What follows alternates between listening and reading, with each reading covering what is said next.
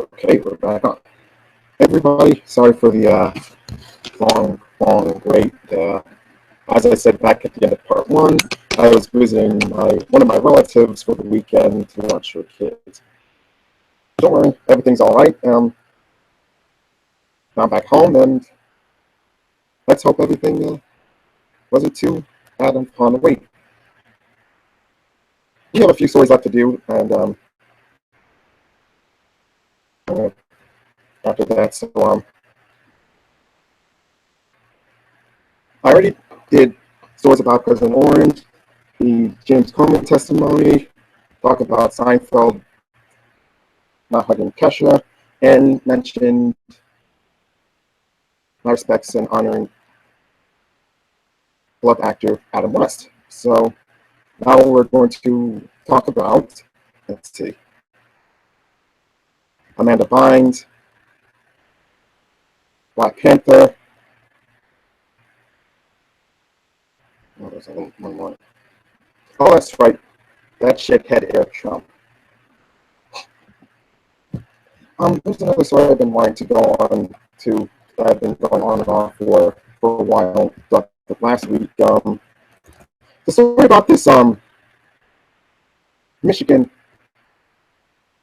furious that the black residents of Flint, Michigan, aren't paying their bills for water. I can only wonder why. I really cannot wonder why. We'll get to that soon because this is something I'm just going to squeeze in. But let's get started with Amanda. No, that's it. Let's get started with that shithead Eric Trump. Oh, shit, so disgusting. Now, Eric Trump, aka the dumb one, is pretty ticked off about the Democrats and decided to go on Hannity on Fox News to show it. Welcome back to Hannity Show with the Detroit Trump media floating baseless Russia conspiracy theories every second of every day. And of course, Democrats on Capitol Hill desperately searching for any evidence of collusion. Well, President Trump's sons, they are now coming to his defense and are speaking out with Eric Trump, now calling the Russian probe, quote, the greatest hoax of all time. He is now man himself, executive vice president of the Trump organization, Eric Trump. How are you? Hey, Sean, how are you? I wish you went to Washington so you could be dealing with this every second of every day. You know, I've never seen hatred like this. I mean, to me, they're not even people. It's so sad. I mean, morality is just gone. We deserve so much better than this. You know, it's so sad. You see the Democratic Party, they're floating. They have no message. You see the head of the DNC, who is a total whack job. There's no leadership there. And so what do? They become obstructionists because they have no message of their own. They have no solid candidates of their own. They lost the election that they should have won because they spent 7 times the amount of money that my father spent. They have no message, so what do they try and do? They try and obstruct a great man. They try and obstruct his family viciously. It's really horrible. Fuck you, you greasy-haired, lying-ass, hypocrite-ass, shit-face. So really, Democrats are not even people, huh? Is that what you're saying, Eric? Huh? Democrats are not even people. At least they didn't have the fucking nerve to steal money from charities helping children, you sick asswipe. According to a report from Forbes, the dumb one, as well as the rest of the scummy Trump family, have been reported to have taken money from some charities that benefit children who have major life-threatening diseases, including, and most especially, cancer. One of these charities is named the Eric Trump Cancer Center at St. Jude's Cancer Research Center. No, I'm sorry. There's a St. Jude Center for Cancer Research. I'm sorry for that. The end game of that is just funnel the money to be sent to Trump-named businesses like golf courses and restaurants. Now, here's where it goes. You see, one of the Trumps or some of the Trumps create or help create these charities or these events for the charities and give the money from themselves and other millionaires or billionaires to these charities. And then, sometime later in time, these charities create events at Trump-owned businesses. These businesses would, these charities would pay the Trump businesses and the Trump family, and all the Trump family has to do, stand there and all let these people go to their businesses, which they don't have to pay anything for, while these charities give to them. So basically speaking, they're getting the money that they gave to these charities back from these charities. It's like that one saying, remember? I'm rubber, you're glue. Whatever you say to me goes right back to you. Replace saying with money. I'm rubber, you're glue. I give money to you, you give it back to me. That doesn't apply. But what I'm trying to say is, he's been at the forefront of these businesses and these charity events. You may think that he'd do a nice thing to give money to these charities benefiting children with cancer. But no! That is until he gets them back by opening his big ass mouth. Now let's read from this article here. Like Autumn Leaves sponsored Cadillacs, Ferraris, and Maseratis descend on the Trump National Golf Club in Winchester County, New York, in September for the Air Trump Foundation Golf Invitational. Year after year, the formula is consistent. 18 holes of perfectly trimmed fairways with a dose of Trumpian tackiness, including hooters, waitresses, and cigar spreads, followed by a clubhouse dinner. Dates encouraged. The crowd leans towards real estate insiders, family friends, and C-list celebrities, such as former baseball slugger Darryl Strawberry and reality housewife and bankruptcy fraud felon Teresa Giudice. The real star of the day is Eric Trump, the president's second son and now the co-head of the Trump Organization, who has hosted this event for 10 years on behalf of the St. Jude Children's Research Hospital in Memphis. There's the original title. He's done a ton of good. To date, he's directed more than $11 million there, and the vast majority of it via this annual profit event. He also has helped raise another $5 million through events with other organizations. Now, you may think this may seem like me reaching so hard and make myself look like an asshole, thinking that he would do something so inhumane. But wait, you're wrong. Let's keep reading. But as part of this, according to Eric Trump, it's a charity sufficiency. Because he can get his family's golf course for free and have most of the other costs donated. Virtually all of the money contributed will be returned to cancer. We get these assets 100% free of charge. That's not the case. In reviewing filings from the Eric Trump Foundation and other charities, it's clear that the course wasn't free. The Trump Organization received payments for its use, and part of more than $1.2 million has no documented recipients. Past the Trump Organization. Golf charity experts say the listed expenses defy any reasonable cost justification for a one-day golf tournament. Excuse me for what I said before.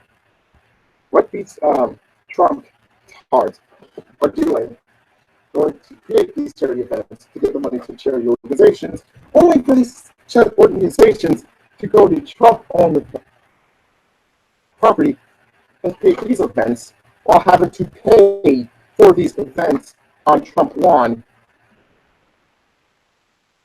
basically for a day. Whatever Trump and his family gets to these organizations, though it seems like a few day events, the organizations have to give back to them for a one-day event. I can't tell you how despicable that is because it's so obvious.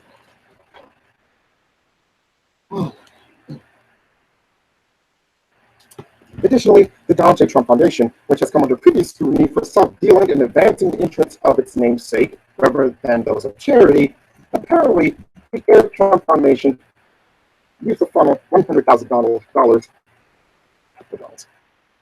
in donations into revenue for the Trump Organization. And while those donors of the Eric Trump Foundation were told their money was going to help sick kids, more than $500,000 was was redonated to other charities, many of which were connected to Trump family members or interests, including at least 4 groups that subsequently paid to hold golf tournaments at Trump courses. It may seem much more complicated than we're going to give these. We're going to steal money from children upright, but it's pretty much the same. They're giving money to charities, only for the charities to host events on Trump property, and have to pay a lot of money for just this 1-day event. Not 2 day, not 3 day, 1 day. That is insane, inane, and inhumane. This may sound like all of them are the same word. Trust me, they're not. They're different.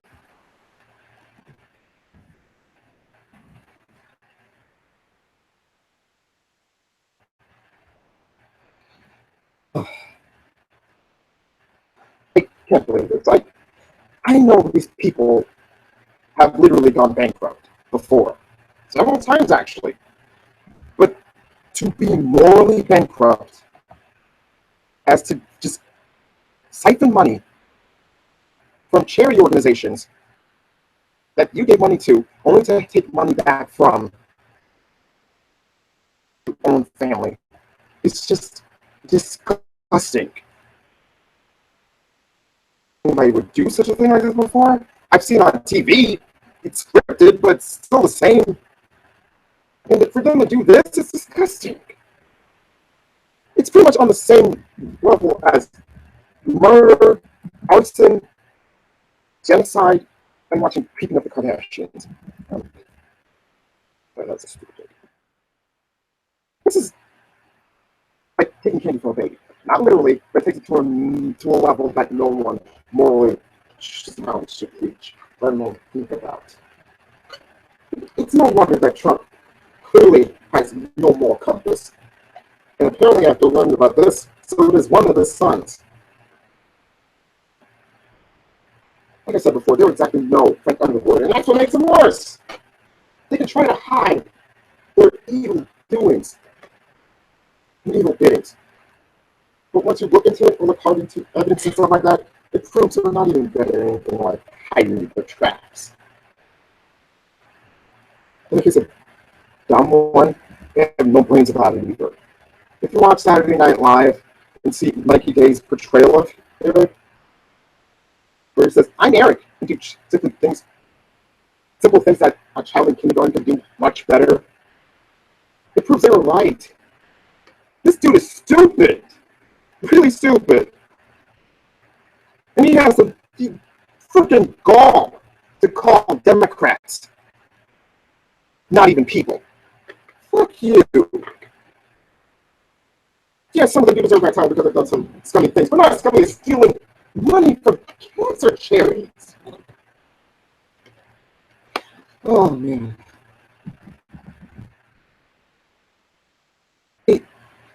I can't think more of this. This man does not deserve to be looked in the eye for everything he says.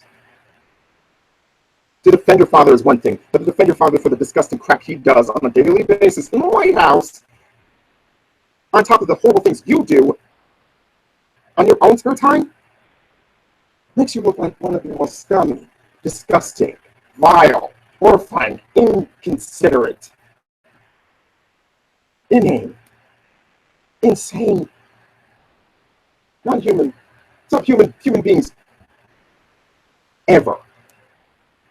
Just fuck you in the ass to hell. Just oh, screw off, man. Just screw off.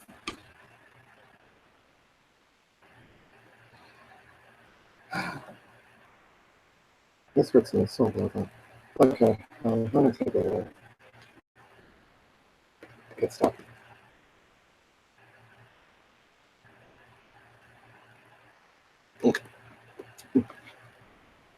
Okay. Let's talk about the vines, shall we?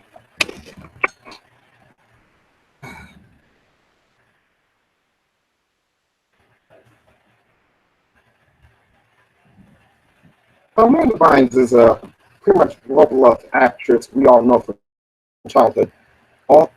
Basically, when I was a kid, I loved Mr. Miranda Vines show. And what I like about you were some of my favorite shows back then. And was she hot? And then she had a film career too. Some of her movies, What a Girl Wants, Big Fat Liar, She's a Man, Easy A, and Robots, were pretty much great to me too. When she fell off the face of the planet because of her later crazy behavior,